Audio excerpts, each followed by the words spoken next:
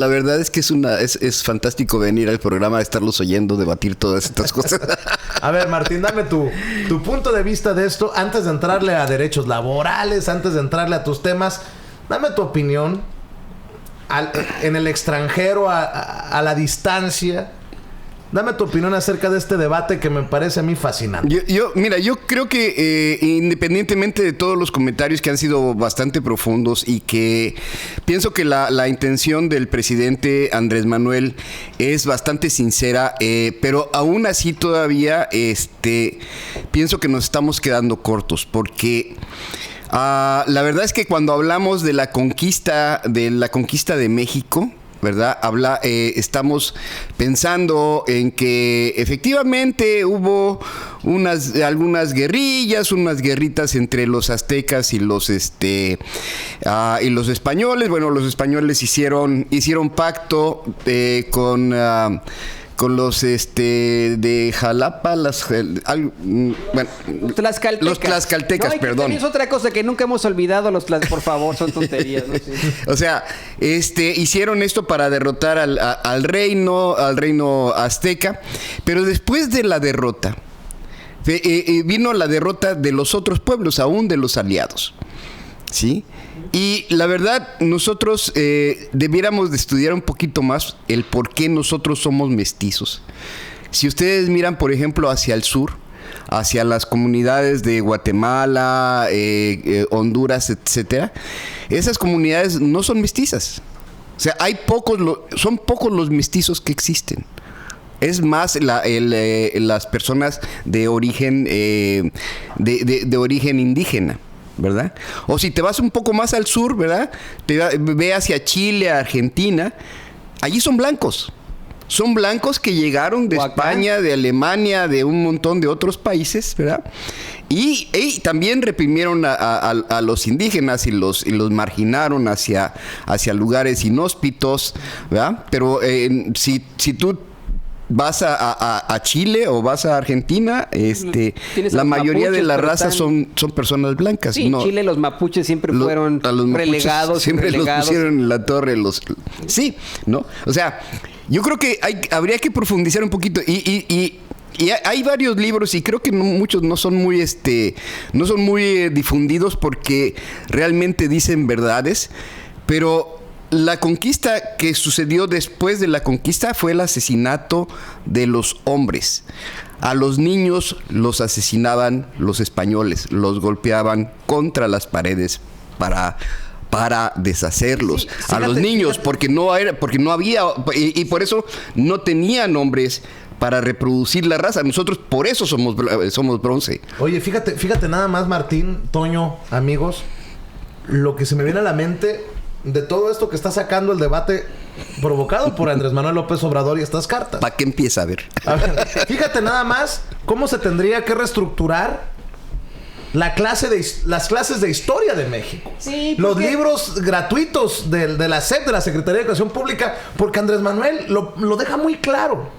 ¿Qué vamos a hacer con estos 500 años de conquista? ¿La celebramos? ¿La conmemoramos? ¿Cómo entendemos? ¿La noche triste o la noche alegre? Estos cuestionamientos que son más profundos de lo que parecería para muchas personas que terminan burlándose de la carta de Andrés Manuel López Obrador. Porque de acuerdo a la carta y conforme a lo que conteste España y el Vaticano, se reescribirá la historia de México de alguna manera, o se entenderá desde otra perspectiva la historia de México. ¿Voy bien? No, sí, es que sabes que, mira, yo creo en definitiva que los académicos, los historiadores, la mayoría de ellos, incluso los artistas plásticos, los artistas, los pintores, los artistas en general, sí buscaron en todo caso enaltecer a nuestros pueblos indígenas desde un principio, ¿no? Enaltecer a las culturas prehispánicas. Se los voy a decir, si ustedes vuelven a leer ese libro de Historia de México de Carlos Alver Acevedo, tiene una sección fantástica de todos los pueblos que vivían antes de esa pues llamada ocupación, como le dice López Obrador, ¿no? De la conquista de México. Esa es la realidad, así se le llama en los libros de historia, ¿no? Pero generalmente en esas clases de historia se hace esta clase, valga la redundancia, sobre las culturas prehispánicas de la forma más aria que existe. Tratar de la verdad, de aprender, pues efectivamente, todo esto que es muy rico y que es extremadamente interesante de una forma extremadamente aria, no aria de blancos, o sea, aria me refiero a de lo árido que es, árida, ¿no? O sea, es extremadamente árido el buscar este tipo de información, y para los niños, imagínese usted, no lo hacen de otra forma, pero cuando llega ya la conquista, pues ya es una guerra, ¿no? Que llama más la atención a los chamacos, pero en la que no nos dan a conocer esa fuerza que tenían precisamente esos pueblos indígenas, esas culturas prehispánicas, previo, y que verdaderamente le costó muchísimo trabajo a los españoles conquistar México, por decirlo así. Los españoles tuvieron que aliarse con otras culturas alrededor de los mexicas para poder darles en la torre, y además ocuparon armas biológicas. ¿Se imaginan ustedes? En pleno siglo XVI, armas biológicas. Trajeron la viruela, la varicela, el sarampión, sífilis, ¿no? El mismo Cuitláhuac sufre de viruela, ¿no? Cuitláhuac, que fue uno de los últimos generales que se enfrentaron al ejército de Hernán Cortés, sufre de viruela, ¿no? Y muere por la viruela, como muchísimos, o sea, le dimos las cifras, como millones de personas que habitaban esa tierra, México, que en ese entonces. Y eso es lo que no nos enseñan. Nos enseñan que los españoles llegaron con muchísimo más avance tecnológico, que llegaron con trabucos, con cañones, con caballos, y que los mexicas eran unos pobres nativos ahí, que a ver, Toño, es una ridiculez. Porque es importante esto, poniéndolo el debate al alcance de todos, ¿no? Los libros, como lo estás mencionando, los libros de historia de la SEP, y creo que por ahí no estoy muy seguro si se intentaba quitar el capítulo de la conquista de los libros de historia. Por ahí recuerdo el debate. Pero tú recuerdas, Martín, hace un poquito más tú, hace un poquito menos Toño, hace un poquito menos yo. En medio. A ver, ¿ustedes recuerdan en los libros de historia que se nos señalara el saqueo de los españoles? ¿O la violación? No. Las violaciones y el exterminio. No. Y todos aquí en el equipo de Sin Censura, hasta Ceci y David, todos decimos no. Entonces, ¿qué historia estamos contándole? Ahora, ¿no es parte de esta división, de esta polarización? Sí, claro. Por un tema que debería de unirnos como mexicanos, y lo que está haciendo es dividirnos. No es precisamente desde esta, voy a llamarle como en términos de los adversarios de López Obrador, este adoctrinamiento. Desde que estamos chamacos, no nos cuentan la historia. No nos cuentan la historia. Y la verdad, yo nos falta muchísimo por saber, ¿no? Porque, y solamente en los libros de historia, por ejemplo, hay una referencia bien pequeñita hacia la ayuda que dieron los indios zacapuastlas, ¿verdad? En la derrota del ejército francés en Puebla. 5 de mayo. ¿Verdad? ¿Sí? Todos hablan del señor de 5 de mayo, ¿cómo se llama? Zaragoza. Ignacio Zaragoza, sí. Que es originario de Texas, Tejano, por cierto, ¿verdad? Y en Estados Unidos celebran el 5 de mayo. Pero la verdad es que fueron los indios zacapuastlas, que sin ellos el ejército mexicano no derrota al ejército francés, ¿verdad? Déjame decirte, Martín, que de hecho hay muchísimos reportes por parte de precisamente el ejército francés, que al enfrentarse a las tropas zacapuastlas, los zacapuastlas solamente traían un machete, eso es una realidad, no traían un fusil, traían un machete. Los franceses aseguran que se replegaban con un miedo impresionante, porque los acapuaxtlas mordían de una forma que les salía sangre de las encías de lo enojados que estaban, y por eso les pusieron en la torre. Bueno, y para ¿cómo será? Para mi orgullo, ¿no? Mi tatarabuelo era un indio Zapacapuastla, ¿verdad? Estuvo en la batalla de Puebla. Después su hija, Sara Santos, por cierto le decían el Negro Santos a él. Sara Santos es la mamá del papá de mi papá. Y ahora entendemos por qué tenemos esta familia tan luchadora aquí en Chicago, tan luchadora por los derechos. O sea, me imagino que Martín, cuando ve una injusticia igual, cierra la mandíbula con mucho coraje y lucha por usted. Nos peleamos. Y faltan muchas cosas. Falta la historia de los negros en México, ¿no? Sí. Yanga, por ejemplo. Yanga fue un luchador increíble, negro, que también lo reprimieron, que también lo hicieron trizas, ¿verdad? El ejército mexicano, pero porque estaban luchando por la independencia de los pueblos negros, aborígenes, que llegaron también a México, ¿no? Y no es iniciar, va a sonar medio loco, desde el principio, con lo que quiere Andrés Manuel López Obrador, de decir, vámonos desde el principio.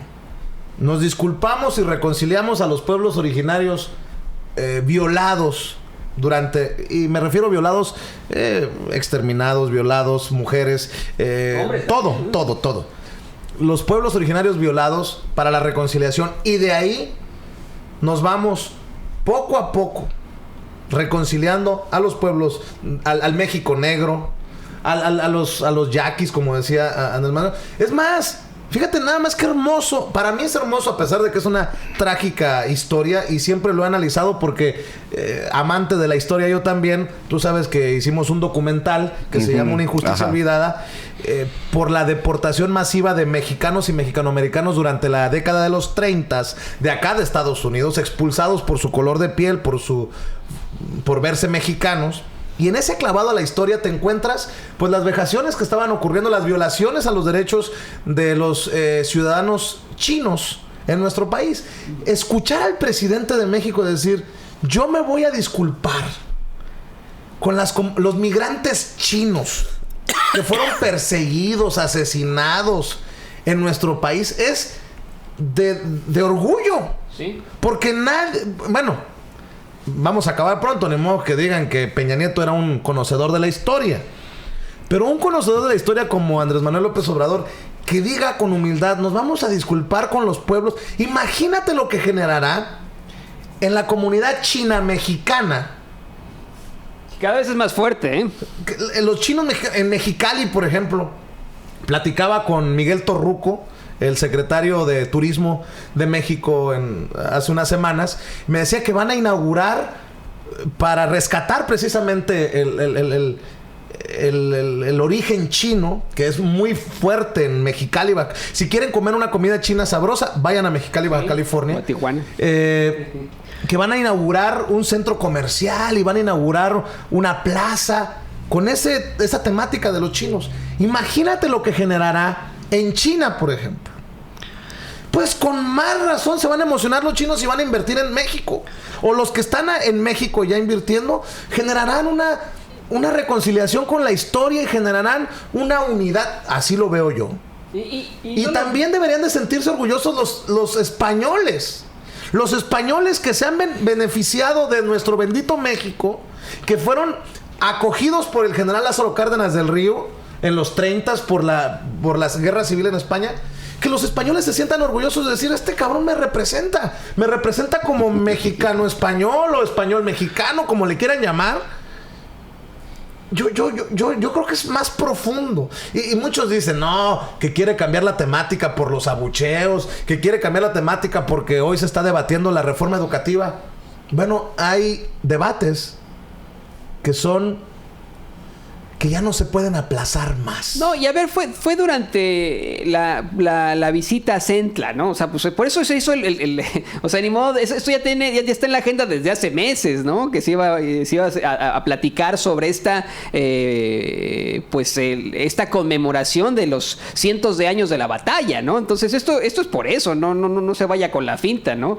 Ahora, yo sí quiero mencionar esto porque también hay críticas de eso, ¿no? De cómo es que a muchas personas piensan, ¿y por qué le van a estar pidiendo ahora disculpas a los chinos? ¿Y por qué a los les vamos a pedir disculpas nosotros como mexicanos a los yaquis? Y etcétera, etcétera. ¿Por qué no le piden disculpas a los desaparecidos, a los padres de los desaparecidos, a las víctimas de los desaparecidos? Bueno, eso ya ha venido ocurriendo desde el principio. Ya está ocurriendo. Desde el principio se ha estado pidiendo disculpas a las personas agraviadas, a las familias de las personas desaparecidas. La semana pasada le piden disculpa a los padres de 2 estudiantes del TEC que murieron a manos del ejército en tiempos de Felipe Calderón. Ni siquiera fue durante el gobierno del actual presidente y están pidiendo disculpas. Eso yo lo veo de lo más positivo. ¿Qué hay de malo? O pedir o ofrecer. ¿Qué hay de malo con ofrecer disculpas por ese tipo de agravios históricos? Al contrario, pues es de buen corazón. Ahí te hablan. Lourdes Quesada dice, excelente programa. Hay que leer, recomienden libros. Pues yo le recomiendo para algo muy, muy gráfico, muy de texto, le recomiendo a Carlos Alvear Acevedo, se llama Historia de México. Él es precisamente de mi escuela, de la Escuela de Periodismo Carlos Septién García, pero desde hace muchas décadas, ¿no? O sea, yo lo leí a él de niño, ¿no? Le recomiendo eso, le recomiendo 1491 de Charles C. Mann, ¿no? Charles C. Mann con doble N, ¿no? También para entender un poco más sobre las conquistas de no solamente México, sino de todas las Américas, ¿no? Desde la Patagonia hasta Alaska. La verdad es que estos 2 libros son como baluartes para que usted pueda entender la realidad, esa realidad que no nos cuentan, ¿no? El libro de Alvear Acevedo es muy de texto. Ahí sí usted va a aprender exactamente de pe a pa, desde los olmecas, si usted gusta, desde los primeros asentamientos en lo que fue Mesoamérica, hasta me parece que en estos momentos ya tiene el gobierno de Vicente Fox. No sé si otro de los libros que no pueden faltar, por pequeña que sea su biblioteca, por pequeño que sea su esquinita para leer, El laberinto de la soledad de Octavio Paz, que debería de ser parte de los libros obligados en la escuela pública en México. Y mire usted, hay otro libro que a lo mejor no le va a gustar lo que le voy a decir, pero es un libro en el que se respeta al enemigo. Los españoles, como enemigos de los aztecas, respetan en este libro muchísimo a ese pueblo con el que tuvieron un enfrentamiento fuerte y que deriva en la ocupación de México. El cronista de la expedición de Hernán Cortés, Bernal Díaz del Castillo, escribe La Gran Conquista de México. Y en ese libro se ve de primera mano cómo es que los españoles respetaban a su enemigo.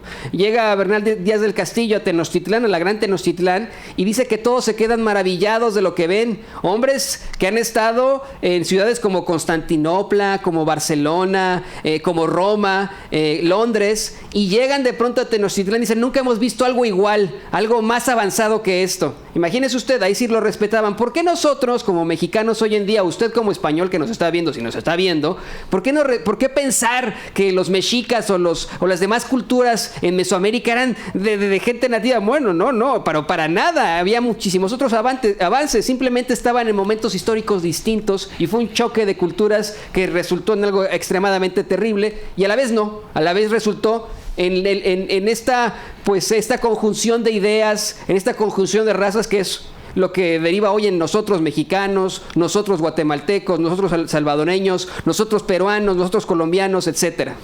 Oye, Toño,